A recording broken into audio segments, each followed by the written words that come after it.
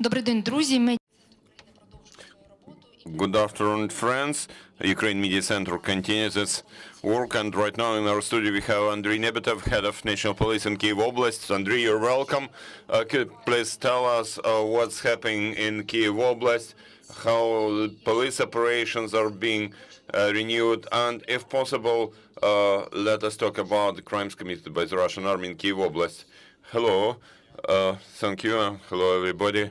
I'd like to briefly describe the operations of police in Kyiv Oblast, in our oblast, and in particular about in those territories liberated from occupation, where Russian military committed crimes and destroyed our villages and towns. By now, in all towns and villages of Kyiv Oblast, police operations have been renewed. In those places where our units have been destroyed, and those were 5 buildings, police has been located in other buildings jointly with local authorities. Even though with this lack of communications there, the police has made it possible to work using generators. We have internet connection using Starlink terminals, so we do not only carry out our police operations, but we enable people to use the internet to inform their relatives and near ones about their life. Thank God everybody is alive.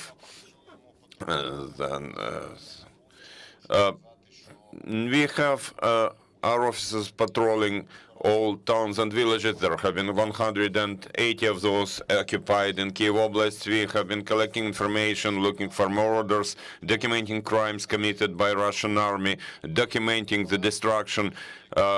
We are identifying collaborators, so those who contributed to occupation and supported the Russian army. And a separate issue is, of course, about dead bodies. We do found bodies of our citizens who have been killed by Russian army. They were lying in the streets, and their bodies, which were temporarily buried, people who were killed because as a result of military actions. You know, we published a lot about mass graves, and unfortunately, we see that people buried there have been killed from firearms. So we understand that during that occupation, Russian army established certain regime. They tried to identify people who have some influence in the local community, and they try to force them to work for Russian Federation, to influence the local people to support their actions. We know about the tortured head of Matishin village council who refused to cooperate with the invaders, and she as well as her husband and their son were tortured and then killed, shooted. We found their bodies. We have studied them and sent them for forensic examination. Unfortunately, by today there will already be 900 dead bodies of civilians whom we found and sent to forensic examination institutions for detailed examination. There will be more than 900 people by today who have died killed by Russian army. Terrible. That's terrible. Andrii, could you please tell us? Recently, you published some information about the village of Shevchenkovo, and there has been a grave found with 6 innocent civilians who were tortured. Could you please tell us in more detail about that crime, about those events? Those are 6 people. 5 of them have already been identified by us. The first man, we know by now that he got a call from his acquaintance. It was in mid-March. His acquaintance called him and said the Russian soldiers are torturing 2 women near railway. He left his home and nobody saw him after that. The others are 2 brothers, again, local residents who had nothing to do with the territorial defense nor many military units. They were just lay people, local people. Unfortunately, they have also been tortured and killed by shooting. Another citizen, a local resident, was cycling across Shevchenkovo village on that day, and he disappeared. He was shooted. I saw a question, somebody raised the question, why some of those people whose bodies we find have white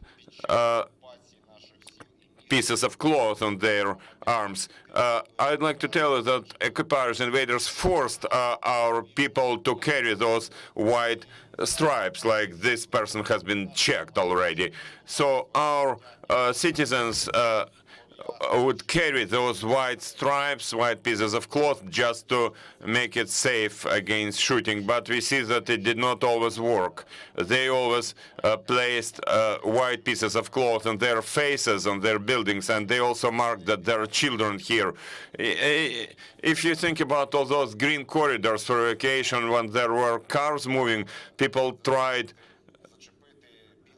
to place some white cloth or something on their cars and to write children there to make it safe for people in those cars to avoid being shot by assault rifles. But recently in village of Avroshino, we came there to inspect Volkswagen Golf car where there was a family, husband and a man and his wife on the front seats, and on the back seat there was their mother. There was a lady with a child who was 1 year, 7 months old, as well as 14-year-old minor and their grandmother. There were 15 cars in the convoy, and all those cars had markings and that white cloth, and there was an armored fighting vehicle who shot directly into that car.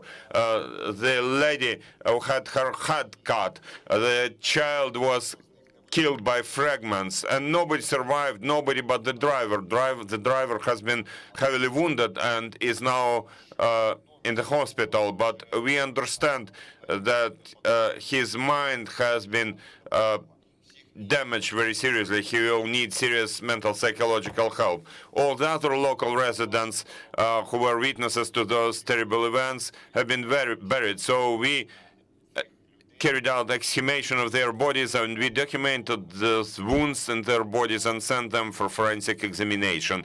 So I would tell you that this is on a mass scale. I'm sure that investigators of the National Police in Kyiv Oblast, as well as other investigators from our law enforcement agencies, will thoroughly document all those facts in the procedural frame, and it will allow us to bring to liability all those murderers, both under national, domestic legislation and the International Criminal Court. Thank you, Andrii. Could you please tell us, we see that yesterday exhumation started in Bucha from yet another mass grave. We understand that police officers have been documenting all those cases. What can you tell us, what has been documented by the police on the ground? There were 2 mass graves.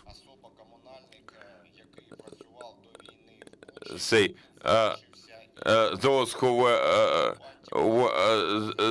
the guy who was working in Bucha before the war asked the invaders to allow him to take bodies of people from the streets, and he buried them in 2 mass graves. The first one had 40, the other one had 57 bodies. We have already exhumated 30 bodies. I'd like to remind you that there was one of our policemen there, the guy from our criminal investigation unit, who was also unfortunately shot from firearms. Most of those bodies have been inspected, and I'll tell you that 95% of them have been shot from sniper rifle or just usual firearms. So we understand that during that occupation, people were just shot in the streets. And this is a documented fact. In the 21st century, it's impossible to hide that sort of crime. It happened, and it was witnessed not only by witnesses, but also it was documented in the videos.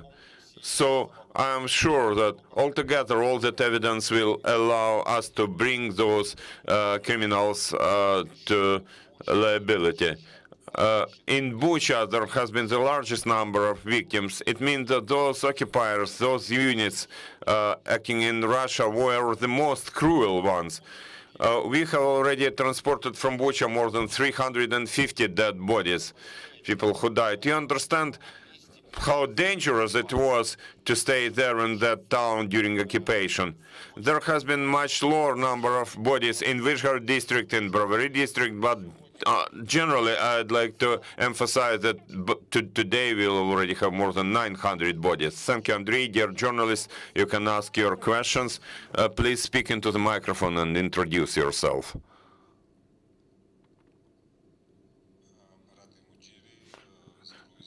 I'm Marat Mujiri from Georgia, from Formula TV channel. 900 killed people. It's in Kyiv. You mentioned 900 killed people. It's in whole Kyiv Oblast or just in some cities? And one more question. We all remember in Kyiv there was hard times, and now it's going back to the life. Is police going to have some additional measures to avoid some problems here in city? We remember diversions. Diversions and all these kind of problems in the city in the very beginning. Thanks. Дякую. Thank you. Thank you. Regarding your first question, yes, those are bodies, 900 bodies from all occupied territories.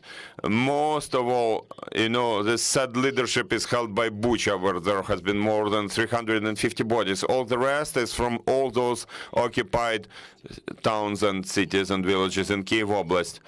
Also, you know, the rubble, the ruins are inspected in Borodyanka and Makariv. We are sure that under that rubble, and that rubble will also have more dead bodies. We'll document all of them. I'd like to emphasize again that those are civilians who have nothing to do with military service, with the territorial defense. Those are just innocent civilians who were just killed.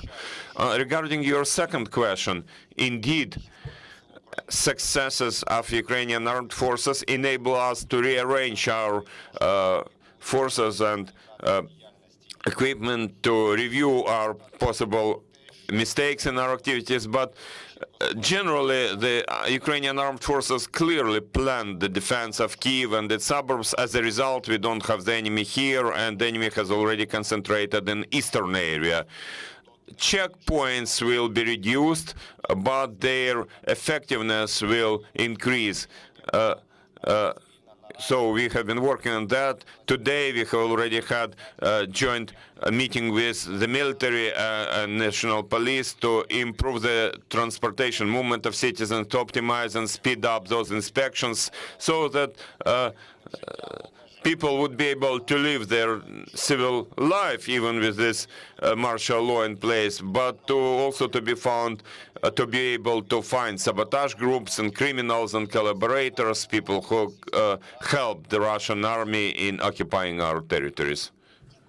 Thank you. Any more questions? Claudio Locatelli from TV and online media. Good afternoon, sir. So regarding the rape cases that have been occurring during the war in the Oblast of Kyiv, do you have some update about those cases? And do you have extra evidence if it has been a military indication, if it has been just cases, it has been a large number, small number? So if you can update about this point. Thank you. Значить, давай.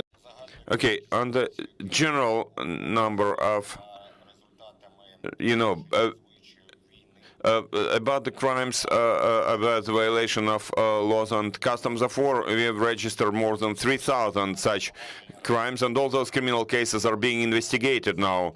A separate aspect of those is rape of women. We have had such reports from third parties, but when speaking with women, they refuse to file complaints or to confirm this information.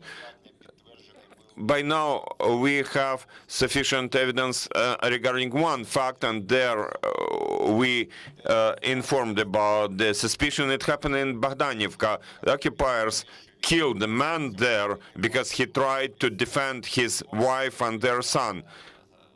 And under pretext of violence being used against that son. They came there 3 times and raped her. She managed to flee and now fled, and she is now in a safe place. We have inspected the evidence, we have inspected the building. Unfortunately, the building has been burned by occupiers. So you see that woman with her son and her husband has been killed, and their home has been burned.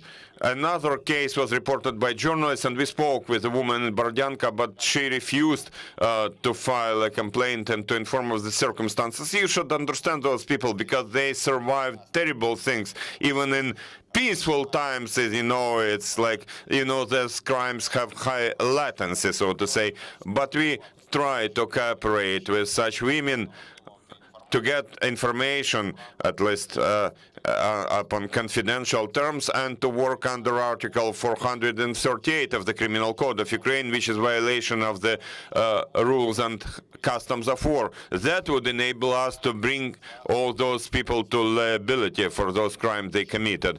And I would tell you that our State Security Service of Ukraine and our intelligence, military intelligence, they work in a great way. They identify those military units with lists of their Russian soldiers who were in the occupied territories and who committed crimes against innocent civilians. And police in Kyiv Oblast has already identified more than 250 people from the Russian military who had been in Kyiv Oblast. And there are even some lists with their family members and their residence addresses. And of course, it will help the investigators when informing about the suspicion and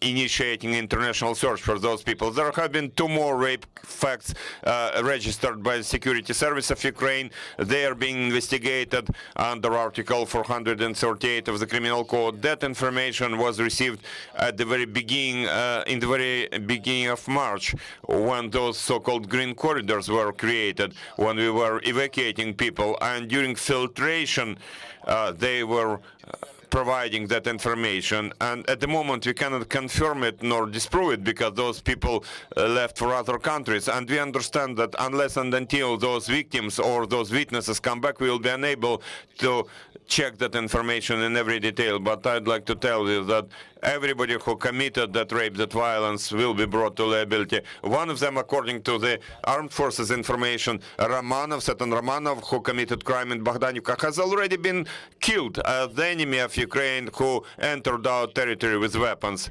But the investigators have worked, and he will be announced for international search. If all by chance he's still alive, we'll definitely detain him, arrest him, and bring him into Ukraine to bring him to liability. Thank you. Thank you, Andrii. Any more questions?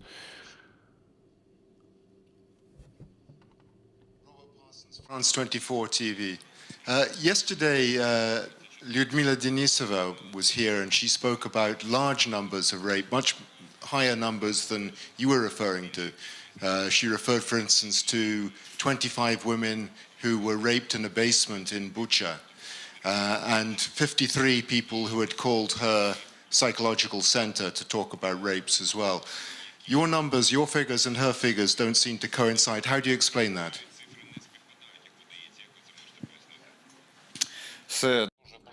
There is a very simple explanation. Lyudmila Denisova works with international organizations, various organizations, including like startup psychologists and all that. Of course, they don't talk on the procedural level. More to it, based on those facts, the main investigative department of the National Police, not for the Kyiv Oblast, but the main investigative directorate of the whole National Police, has registered those facts to investigate and either confirm them or disprove them. But I'd like to remind you that rape is so-called private accusation cases. So if the person does not want her data to be available with regard to this crime, you know that that person has to think again about all those circumstances of the crime, of that rape. It's about interrogations, it's about court trials, and very often people just don't want that investigation. But we cooperate with Lyudmila Denisova. I will not mention all aspects of our search activities, but you know, I'm telling you about specific facts documented and registered in Kyiv Oblast. Thank you. Any more questions? No questions. Thank you, Andrii. Thank you for finding time to join us. Thank you for your work. Thank you for this opportunity for the whole world to see what's happening in Ukraine. Thank you. Friends, I'd like to remind you that at 3:30 we'll have a briefing by the spokesperson of the Ministry of Defense of Ukraine, Colonel Alexander Matuzyan.